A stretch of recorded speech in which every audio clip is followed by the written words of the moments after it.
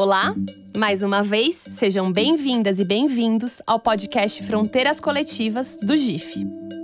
O GIF é o grupo de institutos, fundações e empresas. E nós somos uma organização que promove a ampliação e o fortalecimento da filantropia e do investimento social no Brasil. Quem fala aqui é a Erika Sais. Eu sou pesquisadora, colaboradora do GIF e coordenadora do 11º Congresso GIF, Fronteiras da Ação Coletiva. Eu apresento essa série de podcasts que é realizada com o apoio da Laudes Foundation. Esse é o nosso 10º e quase último episódio desta temporada. É quase último porque em abril a gente volta para um episódio especial com a síntese de tudo o que aconteceu ao longo desses 8 meses de Congresso GIF. Para quem ainda não se inscreveu no podcast GIF, aqui vai o lembrete e o convite mais uma vez. Busque Podcast GIF no seu aplicativo de podcast preferido e se inscreva para receber alertas de novos episódios produzidos pelo GIF. Aí você pode aproveitar e dar uma espiada nos episódios anteriores. Se você é novo por aqui, eu te recomendaria escutar o primeiro episódio da série antes de ouvir esse aqui, porque eles estão muito conectados e com certeza vai te ajudar a mergulhar mais fundo no tema de hoje.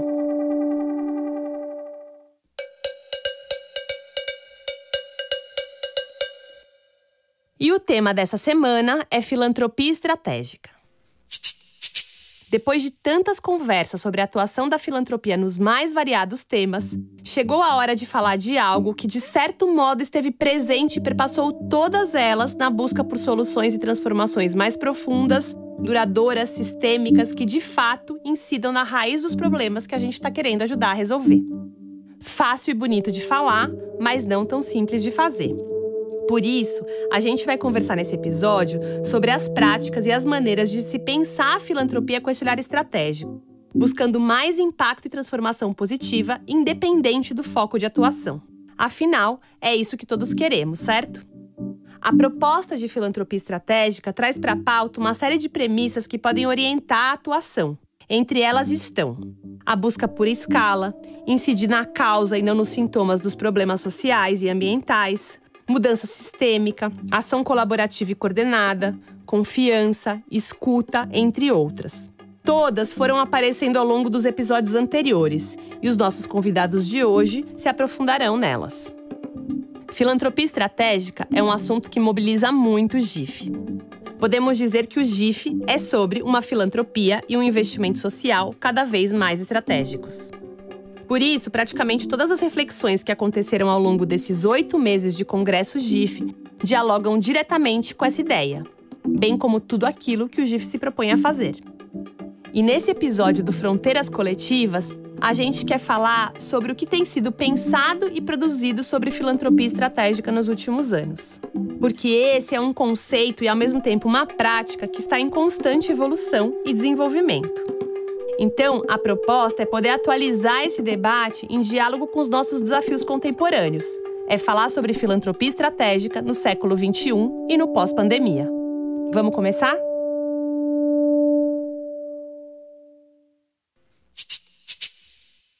E para nossa conversa de hoje, temos 3 convidados. Eu conversei com o José Marcelo Zac, secretário-geral do GIF. Esse sentido de uma ação estratégica para a transformação e, portanto, para o máximo possível de impacto, eu entendo que define o cerne do conceito de filantropia estratégica, né? Conversei também com a Márcia Woods. A Márcia é presidente do Conselho da Associação Brasileira de Captadores de Recursos, a ABCR, e também é assessora da Fundação José Luiz Egídio Setúbal. A Fundação tem como missão promover a saúde infantil por meio da assistência, desenvolvimento de pesquisa e disseminação do conhecimento. Mas, além disso, a Fundação acaba de criar o Núcleo de Pesquisa em Filantropia. Ah, e a Márcia também é membro do Comitê Coordenador do Movimento por uma Cultura de Doação no Brasil. Hoje a gente vive um Brasil, ou vive um mundo, em que você tem disputas de narrativa, você tem questionamentos, em que muitas vezes a nossa pauta de investimento social, ou pauta de filantropia estratégica, é evitar retrocessos do que pautar avanços. E o nosso terceiro convidado é o Fábio Almeida, gerente de desenvolvimento institucional na Laudes Foundation. A Laudes trabalha no enfrentamento das mudanças climáticas e das crises provocadas pelas desigualdades sociais. Eu acho que tem um desafio principal e também uma premissa da abordagem da filantropia estratégica, que é da confiança entre doador e organização apoiada. Como de costume, o meu papo com os três começou pela avaliação das mudanças no setor nos últimos 25 anos. Como será que eles veem a atuação da filantropia no Brasil e como é que a ideia de filantropia estratégica compõe esse panorama? Quais foram os principais aprendizados e conquistas? Por mais que a gente viva hoje um momento que é inquietante em várias dimensões, né? Eu acho que é sempre muito importante lembrar tudo que avançamos e acumulamos ao longo dessas últimas décadas, né? A transição democrática dos anos 80, né, nos legou a Constituição de 88, nos legou uma institucionalidade pública, política, democrática, com liberdades, com espaço de participação, mas mais do que isso, nos legou o sentido coletivo da cidadania. Esse sentido, ele vai se fazendo e ele se fortalece muito a partir ali daquela transição dos anos 80 e vai dar origem não só a espaços como o do GIF, todos os atores que o criaram naquele momento e que o compõem desde então, mas a todo um conjunto de novos atores na sociedade civil como um todo, com muito mais atores dedicados aos vários temas, à educação, à saúde, à política social, ao debate econômico, ao meio ambiente. Então acho que o primeiro grande legado é a densidade desse espaço cidadão que o país vai conquistando ao longo do tempo. E o segundo, a contribuição que esse espaço traz para os avanços que tivemos na nossa vida social, econômica e ambiental, né? A gente pode falar aqui horas dos desafios, né? Mas é preciso lembrar, né? Temos uma cobertura universal de saúde e educação pública, né? Que não existia há 30 anos. Temos uma malha de áreas de proteção ambiental, né? De terras indígenas, de comunidades tradicionais, que não existia há 30 anos. Isso tudo é fruto desse engajamento. E aí, entrando aqui na filantropia, toda a ideia de mover recursos para esses caminhos, ajudar, experimentar soluções. Olha, eu vou apoiar aqui um projeto que vai testar um modo de dar apoio àquela criança mais vulnerável para evitar essa exclusão inercial dela, né? Eu vou aqui financiar um estudo que vai fazer um balanço, tentar identificar onde avançamos, o que aprendemos, quais as dificuldades e extrair aprendizados disso. Tudo isso são possibilidades de uma ação estratégica que alarga imensamente o campo de ação da cidadania para além da empatia, da solidariedade cotidiana, que eu insisto é fundamental. Então eu entendo que o conceito de filantropia estratégica, ele ajuda a gente a lidar com a complexidade dos desafios socioambientais que a gente está enfrentando. Então, se num passado não muito distante, a maior parte do investimento social privado era destinado a ações pontuais, né, de grande impacto, mas de baixa abrangência, de um tempo para cá, a filantropia passou a entender que seu papel pode ir além disso, né? A gente começa a procurar entender como lidar com os problemas mais complexos e as dinâmicas sociais, políticas, econômicas, etc., que estão na raiz dos problemas socioambientais que a gente está querendo resolver. Então, no final das contas, é ali que a gente vai encontrar a maior parte das respostas e é isso que eu entendo que a filantropia estratégica tenta endereçar. Então ela vai ser mais estratégica, conforme aumente sua compreensão sobre essas dinâmicas e desenvolva formas mais eficientes de lidar com esses desafios complexos, né? Olha, refletindo sobre os últimos 25 anos, o que a gente pode dizer é um crescimento, avanços, tanto em quantidade e qualidade. Por curiosidade, eu fui olhar o censo GIF. E lá tem um dado super interessante logo no início do documento, né? Em que ele diz que metade das fundações e associações, mais da metade, 53%, surgiram a partir dos anos 2000. Isso é muito expressivo, né? Acho que foram diferentes ondas que a gente viu ao longo desses últimos 25 anos de avanços qualitativos na forma de fazer filantropia estratégica, passando por todos esses ciclos, uma fase programática, outra fase olhando mais a gestão, a governança, a comunicação, enfim. Eu acho que esse último ano mostrou como se junta tudo isso em pouco espaço de tempo e buscando todas as nossas energias aí para fazer o melhor em um contexto tão adverso. Cada um aportando o seu melhor, ou seja, que aprendeu nesses últimos 25 anos para avançar em momentos da pandemia, dessa crise sanitária e humanitária que a gente vem passando, né? Então, quase que um recap aí que a gente teve de todo o nosso melhor como setor demonstrado no ano passado, que foi muito emocionante de se ver, né? Queria aprofundar um pouco mais nisso tudo que você traz, começando pedindo para você definir para quem está ouvindo o que é filantropia estratégica. E depois, um outro termo que seria legal de explicar também é a própria ideia de filantropia e a ideia de investimento social privado. Trazendo a definição de que ele é a alocação voluntária de recursos, sejam eles financeiros, humanos, materiais ou de conhecimento, para benefício público, de uma forma de provocar a transformação social. Então, ele traz uma relação com a doação bastante transacional de que ela visa um retorno. E esse retorno ele não é financeiro, mas ele é social.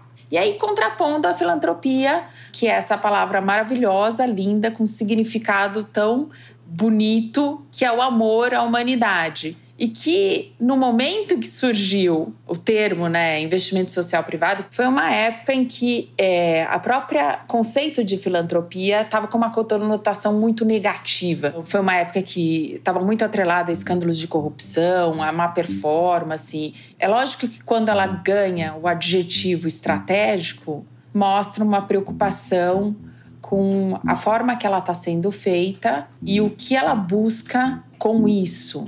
O investimento social privado ele serviu a um propósito, que foi trazer a profissionalização do setor, a utilização de ferramentas de gestão e estratégicas para buscar a transformação social. Mas eu entendo que a filantropia estratégica hoje ela representa melhor o que é a diversidade do campo. E aí eu acho que ela, como significado, ela traduz melhor essa carga não só de buscar melhorias e avanços na melhor forma que você tem, utilizando as melhores ferramentas, mas o sentido bonito, amoroso, que é a doação.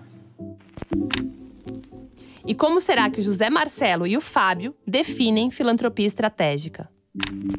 Eu diria que a filantropia, de modo geral, ela se move desse sentimento de empatia, de capacidade de solidarizar-se com desafios da sociedade, com desafios de pessoas que precisam de solidariedade na sociedade e de mover recursos, ter o compromisso cidadão de buscar somar uma contribuição e responder a esses desafios. Alguém perguntaria, mas no que se distingue de investimento social e de investimento social privado, Eu diria que, pessoalmente, não se distingue. Esse termo investimento social privado, que é um pouco uma particularidade do Brasil, ele exatamente se adota ali no contexto do nascimento do GIF e desse setor mais estratégico, é como uma forma de marcar a diferença em relação a um trabalho de caráter mais diretamente assistencial, de prestação de serviço no dia a dia. Porque investimento é uma coisa que a gente pensa como, se eu estou investindo, eu estou buscando um retorno. E eu vou me perguntar que retorno deu. E nesse caso, um investimento não privado, mas social. E a ideia do privado vem como distinção do investimento social feito pelo poder público. Privado aqui não é exclusivamente do setor privado, entendido como as empresas, mas é como aquilo que não é público, que não é governamental. Podem ser recursos individuais, de famílias, de empresas,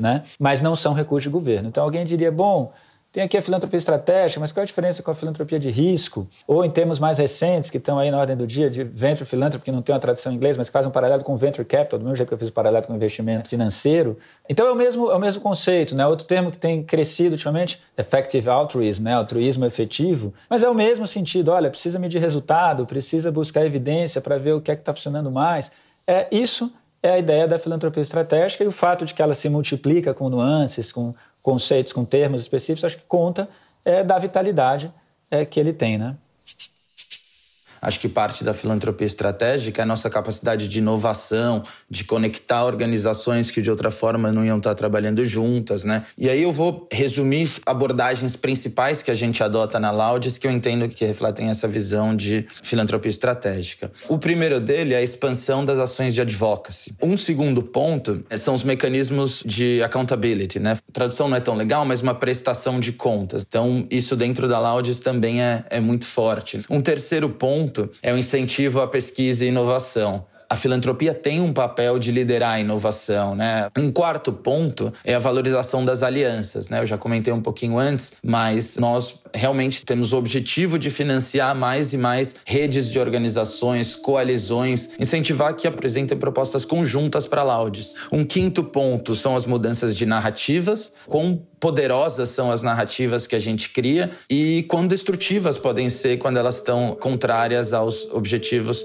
socioambientais que nós estamos estamos perseguindo, né? E por último, na Laudes a gente tem uma visão de reimaginar todo o sistema econômico, né? Entendendo que o sistema econômico tem alguns incentivos que não se alinham às melhores práticas sociais e ambientais e como a gente gostaria de ver o mundo em alguns anos. A gente precisa também evoluir nossas métricas de mensuração de resultado, né? Eu comentei que uma das coisas principais para a gente são os mecanismos de accountability e a gente sabe que ainda existe alguma fragilidade em relação à mensuração de resultado no setor. Enfim, acho que de forma mais pragmática é assim que a gente traduz a filantropia estratégica para a nossa atuação na Laudes.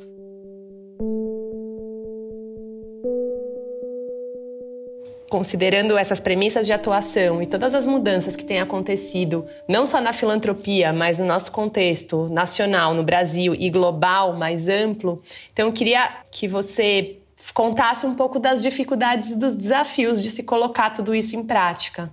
Eu acho que tem um desafio principal e também uma premissa da abordagem da filantropia estratégica, que é da confiança entre doador e organização apoiada, né? Eu estou, obviamente, falando muito de uma perspectiva de grant maker, que é a forma que nós da Laudes atuamos, né? Muitas vezes a resposta para esses problemas complexos, elas não estão dadas, né? Então, muitas vezes a gente depende de depositar essa confiança nas organizações que a gente apoia, para que elas, junto com os beneficiários, junto com as outras organizações do campo, ao longo do caminho, possam achar as respostas para esses grandes desafios, né? De novo, não é uma confiança cega, né? Uma confiança pautada na transparência, no diálogo, mas que também se traduz em questões práticas, como, por exemplo, o aumento do financiamento institucional, quando você financia uma organização de forma irrestrita, né? Não vinculada a projeto. Naturalmente, você como doador está perdendo um pouco do controle do uso dos seus recursos, mas é aí também que você vai permitir que as organizações apoiadas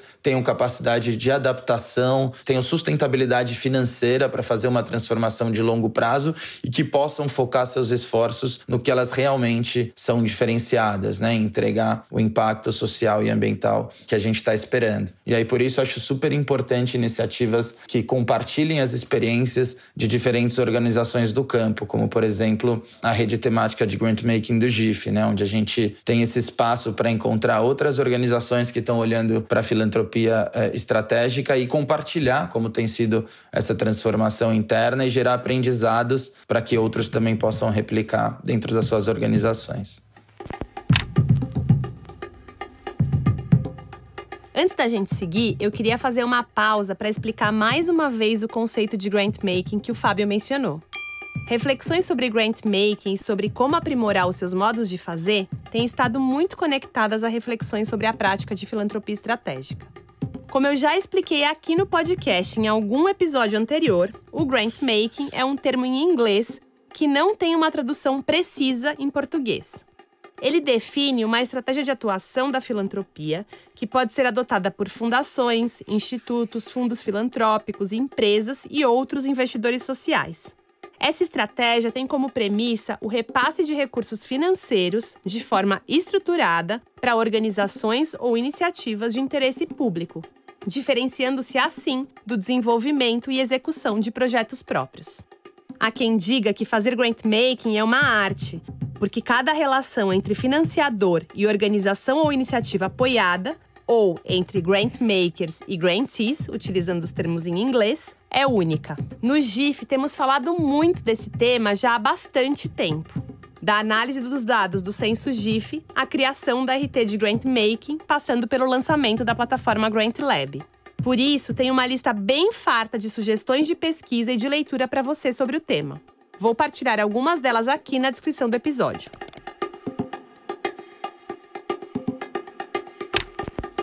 Hoje a gente vive um Brasil, ou vive um mundo, em que você tem disputas de narrativa, você tem polarização, você tem ameaças democráticas, você tem retrocessos em valores, você tem questionamentos em que muitas vezes a nossa pauta de investimento social, ou pauta de filantropia estratégica é evitar retrocessos do que pautar avanços. Então, às vezes você olha e fala assim, nossa, temos que fazer tudo de novo e de uma forma mais perene, que ela assegura de fato que a gente tem uma transformação que ela é perene. Então, acho que isso traz uma nova dimensão de pensar mudanças e avanços que ele, de fato, vão ser enraizados na nossa sociedade. Isso acho que traz mais complexidade e tem que trazer mais profundidade na forma de fazer essa intervenção. Aqui no Brasil, eu também gostaria de adicionar mais uma coisa. Eu acho que a gente avançou individualmente na prática do investimento social, mas como setor, a gente tem muito ainda a percorrer. Ser reconhecido pelas nossas contribuições no desenvolvimento do país, pela legitimidade de debater essas causas e as temáticas com qualidade. Então, isso a gente não conseguiu fazer e eu acho que a gente só vai conseguir quando a gente se articular como setor de forma mais expressiva. Acho que a gente tem um primeiro desafio nesse momento, é olhar para trás, perceber tudo que avançamos, então lembrar que, puxa, o fato de eu não ter chegado no ponto de destino, né, não anula o quanto avançamos e, bom, trajetórias e construções históricas são de longo curso mesmo, né? Esse país é jovem, tem só 500 anos, né? Mas a gente está falando de 20 e poucos. Acho que o segundo desafio é atualizar a pergunta, bom, quais são esses vetores, essas agendas públicas que nos convocam nesse momento, não há 5 anos, não há 10 anos, não há 20 anos, mas agora, olhando para o futuro, e que respostas a gente pode dar com efetividade, de maneira estratégica, atualizar nossa capacidade de resposta, né? E, por fim, você sabe que aí tem um desafio que, para mim, ele é contínuo, que é o desafio de traduzir na prática esses conceitos. Porque na hora que a gente fala, vamos agir estrategicamente, vamos tentar transformar, você tem um monte de perguntas. Legal. Que estrutura eu tenho para analisar o problema, para entender os dados, fazer a radiografia, olhar para o lado e falar, bom, que exemplos tem aí de formas de responder a isso no Brasil, no mundo? O que é que pode me inspirar? Eu vou precisar responder essas perguntas, eu vou precisar ter capacidade de planejamento, eu vou precisar ter capacidade de avaliar, porque daí eu vou fazer minhas hipóteses, mas eu vou começar a trabalhar, tenho que saber, está funcionando? Enfim, acho que o terceiro desafio é um desafio permanente de ir construindo conhecimento, práticas, metodologias e disseminando elas no nosso espaço de ação coletiva cidadã no país de maneira contínua, né? Aqui eu acho que sempre será, né, um copo meio cheio, meio vazio. Que novas ideias, ferramentas, conceitos, formatos, estratégias têm surgido para dialogar e promover uma ação mais estratégica da filantropia? Quando você está falando de transformar o espaço público, não é sozinho. Então, você vai ter que ver, bom, quem mais está nesse debate. Então, a articulação também está presente desde sempre. É sempre importante reafirmar isso, né? Tem aqui um apropriar-se, um aprimorar com esses princípios, com esses pressupostos, que não é sobre buscar o novo, é sobre conseguir fazer sempre bem feito e cada vez melhor o livro-texto, vamos dizer assim, aqueles que são fundamentos básicos. Dito isso, eu acho que com o passar do tempo, acho que isso é muito forte, eu preciso me conectar com outros atores na sociedade civil, nas universidades, nos governos, apoiá-los, né? Essa é uma coisa. Depois, a chance de durar também diminui, né? Porque a hora que eu não tiver mais condições de fazer ou parar de fazer, aquilo tende a não ter sobrevida. Ao passo que, se eu estou articulado, você tem ali organizações, um tecido comunitário do poder público que existe ao longo do tempo, que ele está apropriado coletivamente. A chance, não é garantida, mas a chance de se enraizar, né, no dia a dia da nossa vida pública, né, é muito maior, né? E a terceira coisa ninguém pode saber tudo. Então, esse sentido do não fazer sozinho leva a uma valorização crescente de uma ação filantrópica de bem social, inclusive mais em sintonia com como ela é em outros lugares do mundo. Quer dizer, fomentando organizações e capacidades na sociedade como um todo, fortalecer esse tecido e se inserir nele, ajudando a criar esse ambiente, eu vou dizer aqui, mais sistêmico e, a meu ver, portanto, mais estratégico. Porque agir estrategicamente também é combinar modos de fazer. Cada um vai ter que analisar onde é que está a lacuna, onde é que a sua ação pode contribuir mais, não quer dizer que todo mundo vai fazer tudo, mas o fato é que essa ação estratégica pode envolver um conjunto, um baralho com muito mais cartas do que só eu vou fazer um projeto de campo, ou eu vou fazer aqui uma ação emergencial, ou eu vou financiar uma ação de advocacy, ou eu vou financiar pesquisa e produção de conhecimento, ou eu vou colaborar com o planejamento da gestão pública.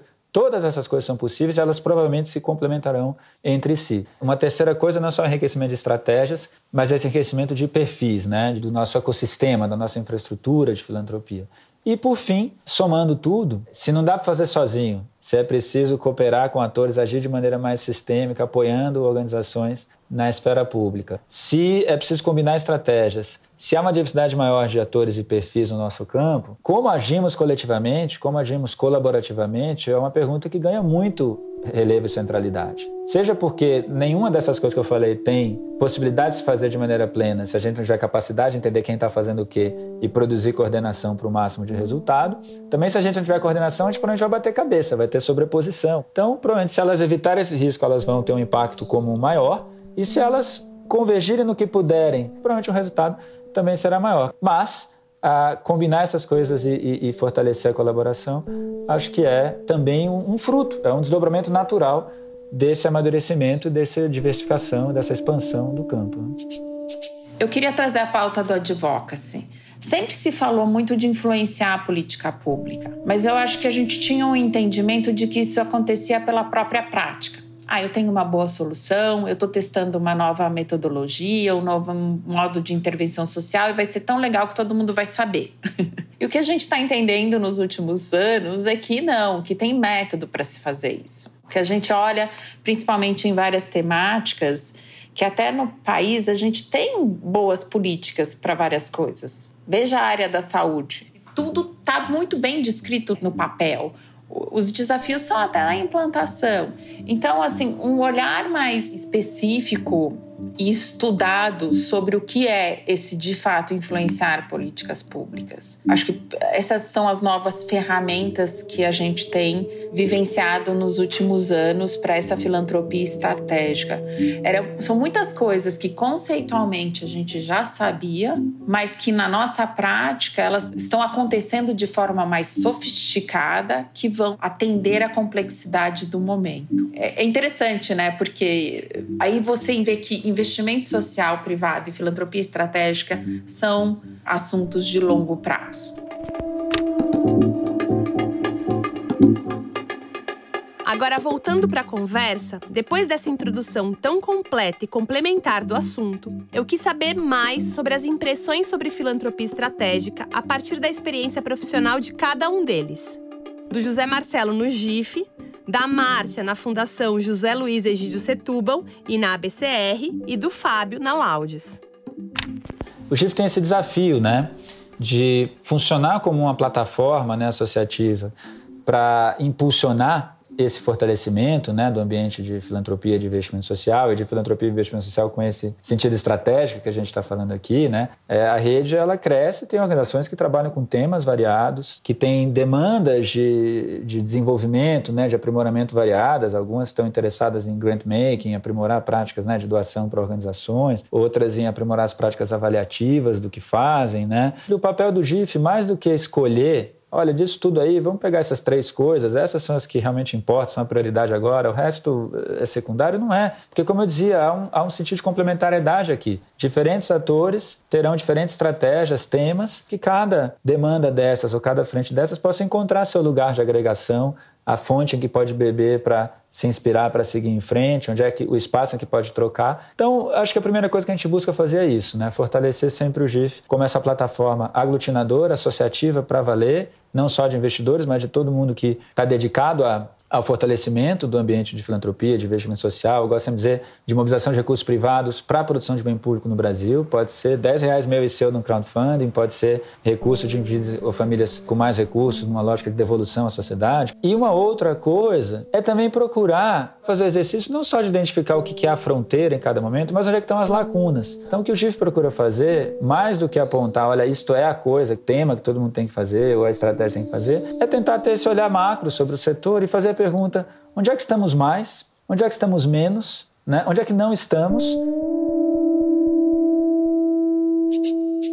A Laudes é uma organização nova, né? Está completando 1 ano, inclusive, mas ela constrói em cima de todo aprendizado e de todo o trabalho que já vinha sendo feito pelo Instituto C&A no Brasil e, a nível global, pela C&A Foundation. Nos últimos anos, a gente tem visto, né, uma série de manchetes, uma série de notícias e, inclusive, organizações atuando por uma melhor forma de capitalismo, né? Enfim, que incorpore as questões sociais e ambientais também nos seus objetivos, né, como sistema, mas as coisas não estão acontecendo numa velocidade velocidade rápida o suficiente. Então, a partir da experiência do Instituto CIA e da CNA Foundation, a gente acreditou que o investimento social privado pode desempenhar o papel mais importante na aceleração desse processo. A visão da Laudes hoje em dia é de transformar os mercados globais para que as pessoas e a natureza estejam no centro das decisões econômicas. E aí a gente, obviamente, deu continuidade ao trabalho do Instituto, estabelecendo um pilar da moda, mas a nível global a gente também expandiu para outros setores. Então, por exemplo, na Europa, por enquanto só na Europa, a gente também está atuando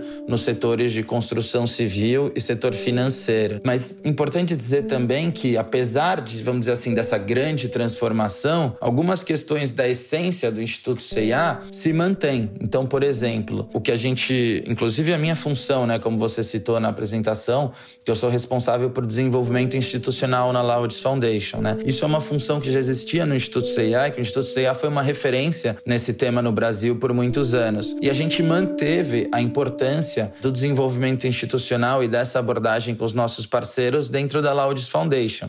Essa valorização do desenvolvimento institucional mostra bastante dessa valorização que a gente tenta dar. A Fundação José Luiz Egídio Setúbal, ela é estratégica na sua concepção. E ela genuinamente é uma organização de filantropia. Então ela foi uma fundação que foi concebida com um patrimônio e uma forma perene de sustentabilidade. É uma fundação que detém um hospital pediátrico privado, você tem um instituto de pesquisa e ensino na saúde infantil e você tem a fundação em si que está se estruturando para montar o seu programa de advocacy para mobilizar a sociedade para a causa da saúde infantil e também influenciar, melhorar e aportar conhecimento para pensar a saúde pública para essa faixa etária. Então ela traz a estratégia no seu DNA, então é muito interessante você ver o exercício disso dentro de uma instituição. Agora falando da BCR, a BCR é uma organização meio que surgiu há 2 décadas atrás para olhar essa figura do captador, que é uma figura tão especial para a gente pensar a filantropia, porque normalmente é o primeiro contato em que o doador tem, né? Seja por uma estratégia que foi desenvolvida, seja pela própria solicitação. Então, esse profissional eles têm que ser altamente qualificado. Eu acho que o que a gente vê de filantropia estratégica na BCR foi o entendimento desse seu papel, de valorizar esse profissional único do terceiro setor. Captador de recursos só existe na sociedade civil organizada, no terceiro setor, nas ONGs. E também, depois de 2 décadas, de entender que o sucesso dele não vai depender só o quanto ele sabe de ferramentas, técnicas, atuação profissional, mas também ele precisa estar dentro de uma organização que ela é sustentável, mas também num ambiente, um contexto, um país que favorece as doações. E que hoje a gente não tem isso. Você já tocou nisso ali, né, em algum momento aí das suas respostas, mas eu queria que você destacasse, né, como é que tudo que aconteceu em 2020 e ainda está acontecendo, né, que desafios tudo isso traz, né, quando a gente pensa em filantropia estratégica. Acho que pela novidade e ineditismo da situação, de uma crise tão aguda, o setor e a filantropia estratégica buscou o que tinha de melhor, de aprendizados dessas últimas décadas mesmo. E foi aí que a gente realmente viu surgindo soluções de uma forma bastante rápida, complexa e com bastante efeito, né? Seja na área de saúde ou de assistência social.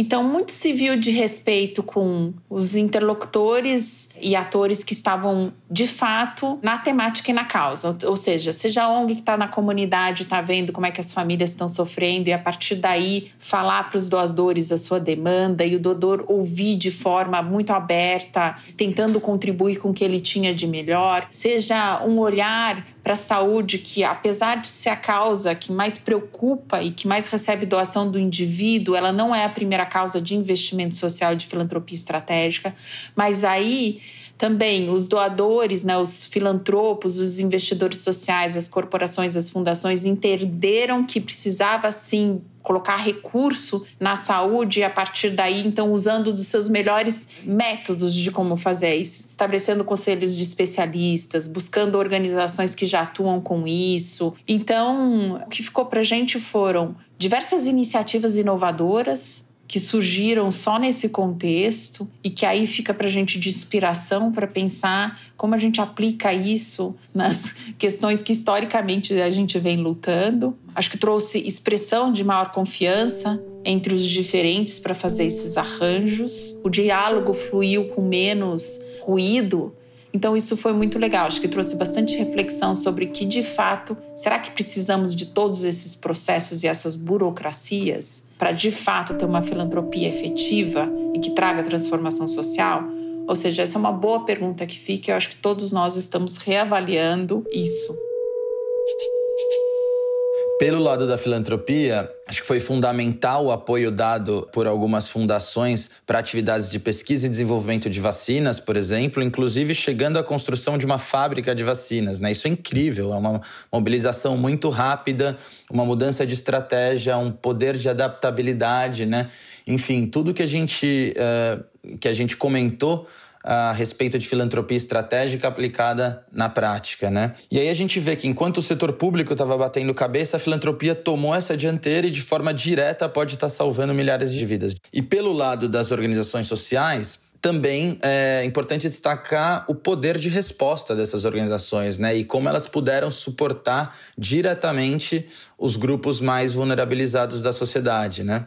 Inclusive, essas organizações lideraram ações fundamentais em advocacy e outras frentes mais estratégicas que estão nos ajudando a lidar com essa pandemia no Brasil, né? E aí eu destacaria, por exemplo, a criação do auxílio emergencial, né? Que teve uma influência forte de uma articulação de várias organizações sociais em torno dessa pauta. Por outro lado, eu acho que a filantropia também escancarou muitos dos problemas sistêmicos que a gente enfrenta, né? E quão impactantes eles podem ser quando a gente tem uma crise. E, por fim, naturalmente vai ter uma necessidade muito grande de retomada do crescimento econômico, né? Então, acho que a crise também dá algumas dicas. Eu não chamaria de uma janela de oportunidade, como algumas pessoas gostam de dizer, porque eu acho que ela traz muito... A pandemia, obviamente, trouxe muito mais sofrimento e muito mais problemas do que qualquer oportunidade possa valer a pena. Mas existe essa possibilidade, né? Então, a gente olhar com mais carinho para essas agendas estratégicas, pensar um novo modelo de desenvolvimento pautado pela inclusão social, pela economia de baixo carbono e pensar como nós da filantropia podemos nos articular para promover esse caminho como saída dessa crise da pandemia do corona.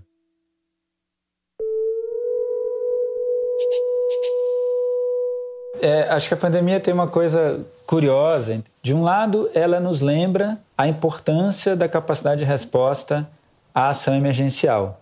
Eu sempre tive o cuidado, né, quando falava da filantropia estratégica, do investimento social, de chamar a atenção para isso, né? A ação assistencial, a ação caritativa, se quisermos, essa ação solidária, cada um pode também abraçar a expressão que desejar, ela é fundamental, ela é a primeiríssima camada desse sentido de coexistência mútua e de sua afirmação, né? Essa sensibilidade, essa capacidade de prover respostas é vital. E a gente viu isso, né, na mobilização de respostas ao impacto emergencial da pandemia e coloca a pergunta, como que a gente assegura que essa capacidade de responder com pressa a quem tem fome esteja presente no nosso espaço cidadão? Ao mesmo tempo, ela não vai resolver o problema. Então, eu preciso ter a capacidade de me perguntar o que é que são fatores estruturais que geram essa vulnerabilidade profunda, inercial, histórica na nossa experiência. Acho que a pandemia também nos lembra, da forma mais dura, a existência desses nossos déficits estruturais. Tem uma expressão em inglês que eu não sou capaz de traduzir, que é humble, né? Que é alguma coisa como feito humilde, né? Você se faz humilde, uma situação te tira do salto.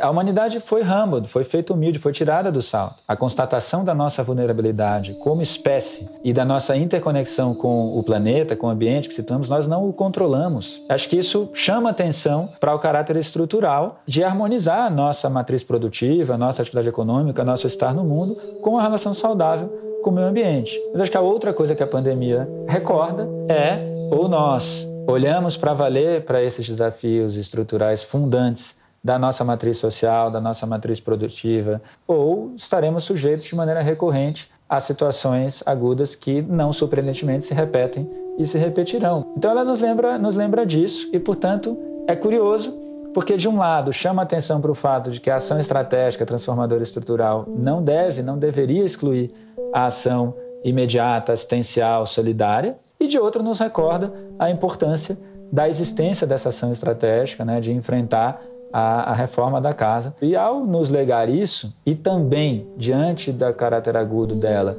uma onda nova de mobilização, ela revitalizou o sentido da cidadania, né? Que isso possa nos inspirar a renovar o sentido de esforço e olhar para frente, não dizendo, puxa, mas isso a gente não resolveu, isso aqui tal coisa, e procurando culpados, mas procurando soluções e vendo como é que a gente avança. Eu acho que a gente pode ter um legado positivo. Agora eu queria que você fizesse um olhar para o futuro, né? Um exercício de futurologia, mas não só de futurologia, um exercício do que gostaríamos, né? Como será ou como você gostaria que fosse a ação da filantropia em 2050? Primeiro eu agradeço que seja um exercício de futurologia, um pouco também do que gostaríamos, né? Do que vislumbramos, mais do que o que prevemos, porque como eu dizia em algum momento, acho que a gente está numa etapa, né, para o país e para o mundo muito disruptiva, de encruzilhadas, né? Muito difícil saber com convicção para onde as coisas caminharão. O que está em xeque é a história do Brasil e do mundo das últimas décadas, em que a ideia de democracia, de cidadania universal, com direitos, com liberdades, com oportunidades, parecia se colocar como ideia inequívoca, né? Bom, é nessa direção que o mundo caminha e tem que caminhar. Isso claramente não está dado hoje, né? Mas é preciso ter em vista que, em síntese, extrair da ação que cada um de nós faz na ação individual e também aqui na parte que nos toca na filantropia, temos a clareza de que, olha, olhar para 2050 agora é nos perguntar como é que essas encruzilhadas são superáveis num caminho que, reconhecendo as promessas não cumpridas do horizonte democrático, do horizonte de sociedades saudáveis, justas, inclusivas, sustentáveis, dinâmicas, inovadoras, como que nós reafirmamos essa visão e encontramos os caminhos e os esforços para, com toda a pluralidade, revigorar um ambiente cidadão em que a gente se vê como parte de uma mesma coletividade e constrói espaços em que os diferentes esforços se colocam. Eu quero crer que em 2050 poderemos ter tido a capacidade de reafirmar esse norte, esse horizonte, de revigorá-lo, essa capacidade de, com coexistência mútua e plural, encontrar as formas de cada uma, somar sua contribuição, seus recursos e as mais estratégicas, as mais efetivas para isso. E então, primeiro, poder olhar para trás como olhamos hoje e falar, puxa, tem muito mais atores aqui do que os 165 na rede do GIF, por exemplo, e todos que compõem o campo novos que eu mencionei na conversa. Puxa, eles têm práticas, né, estão dedicados a temas variados, eles estão mobilizando estratégias, estão articulados entre si, eles estão articulados com outros atores na sociedade. A gente tem uma malha, um tecido de ação coletiva muito mais denso nesse país, que é o que dá base para a gente avançar, né, como sociedade. Para terminar, uma das, talvez, mazelas fundantes do nosso tempo, né, é a ideia de uma era sem utopias, né? E, de um lado, isso é fundamental para nos mover, né? É essa visão de futuro, é essa crença que nos faz acordar e, mais do que procurar culpados ou entrar em conflito, construir. E de outro, ela demanda consciência de que isso é sempre um exercício de ir caminhando na direção do horizonte, né? Você se move, a barra sobe e o ponto de chegada se afasta um pouquinho. Mas se a gente estiver indo para frente e levando a barra, avançamos. Então eu tenho muito essa visão incremental. Quero crer que em 2050 olharemos 30 anos para trás, podendo dizer que acumulamos novas camadas com a mesma vitalidade que acho que ainda hoje podemos olhar 30 anos e dizer isso, e não que, ao contrário, nessas encruzilhadas, a gente não consiga reafirmar esses valores, esses objetivos e essa capacidade.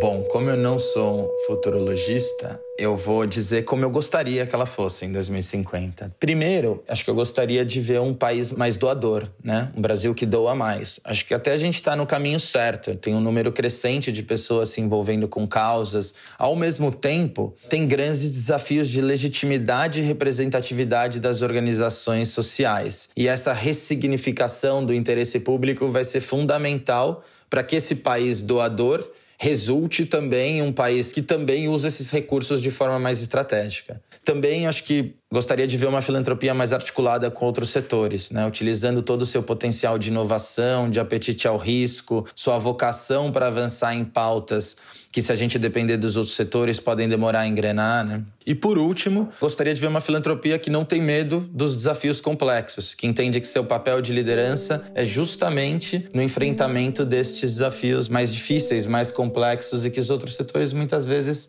não conseguem lidar. Então, uma filantropia mais colaborativa, um setor mais profissional, com mecanismos de accountability transparentes. Acho que várias questões que a gente já mencionou para colocar a filantropia nessa posição de protagonismo que ela merece estar. Então, acho que a gente está no caminho para isso. É fundamental o trabalho de organizações como o GIF para liderar esse caminho, né? Indicar a melhor rota para a gente chegar lá e, obviamente, facilitar também o encontro e a articulação entre os diversos esforços da filantropia no Brasil. Em 2050, a filantropia vai ser um ato tão corriqueiro na nossa sociedade, vai ser uma coisa tão do nosso dia a dia, que a gente vai fazer às vezes sem pensar. Mas a filantropia estratégica, ela vai ser tão bem reconhecida que na nossa estrutura social vai ter até um ministério sobre isso, que vai fazer interlocução com o nosso setor. E nas nossas comunidades vão ter entidades que vão fazer articulação da filantropia local. Não é muito bem uma fundação comunitária nos moldes, mas uma organização que vai olhar esses recursos que são doados de forma voluntária, mas que está aí em pró de fazer o bem daquela comunidade. Então, desde o macro como do micro, a gente vai ter essas instituições que vão ser valorizadas pela nossa sociedade e vão ter uma relevância de ser uma voz dentro da nossa sociedade para trabalhar as temáticas que a gente quer avançar. Enfim, é assim que eu vejo em 2050, que o Dia de Doar vai ser como um carnaval no Brasil. Sabe? Uma grande celebração, né? As intervenções sociais que a gente está fazendo, enfim, é assim que eu vejo em 2050.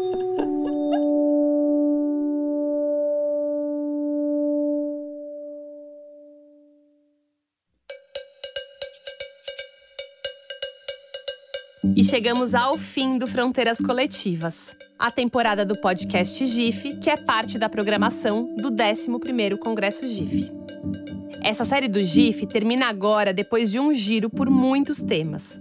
A gente traçou um panorama dos últimos 25 anos da filantropia, falou sobre perspectivas de futuro, seguiu pelo desenvolvimento na infância, juventude e adolescência, chegou nos desafios e oportunidades da inclusão produtiva na juventude e ao longo da vida adulta, falou de direitos das mulheres, leitura e escrita, cultura e chegamos nos oceanos. E terminamos com o tema que é a essência do trabalho do GIF, que é filantropia estratégica.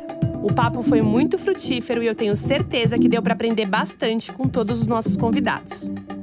A série Fronteiras Coletivas tem apoio da Louds Foundation e é uma produção da Rádio Novelo. A coordenação é do Renan Suquevicius, a produção é da Thalita Ibrahim e a edição da Evelyn Argenta. A pesquisa e o roteiro deste podcast são da Luísa Miguez. A música original é da Mari Romano e a finalização e a mixagem do programa são do João Jabassi. A coordenação digital por parte da Novelo é da Juliane Jäger e pelo GIF, do Leonardo Nunes. A gente se fala em abril.